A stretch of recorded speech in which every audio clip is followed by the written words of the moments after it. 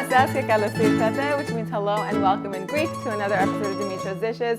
Today I've got a quick and easy recipe for you that is so delicious. It is like right up there with tzatziki. I'm going to show you how to make my homemade shawarma sauce, which is a million times better than anything you're going to get in like a shawarma shop or a fast food place, because this one is not only creamy, a little bit tangy, and just the right amount of garlicky, but it's not loaded with mayonnaise. Most of the time when you get shawarma sauce from outside, you're left with that very heavy and almost sick feeling. That's because from what I taste when I eat out, it tastes like it's made with 100% mayonnaise.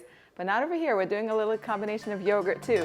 Let's get started. So it starts off with about a cup of yogurt. You could use Greek yogurt or plain yogurt. Just make sure it's not flavored.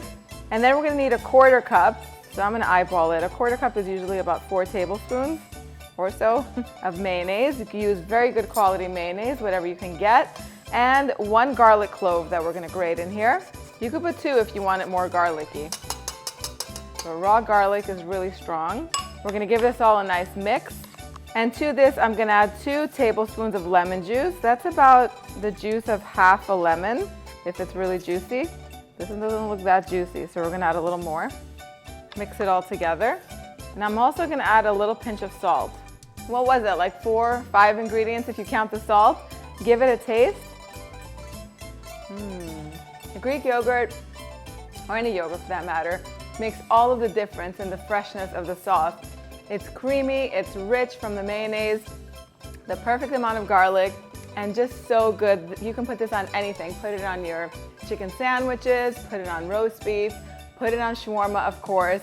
Put it over vegetables. I like to use it in dipping roasted vegetables like roasted cauliflower. The recipe, as always, is going to be underneath the description box as well as on the website.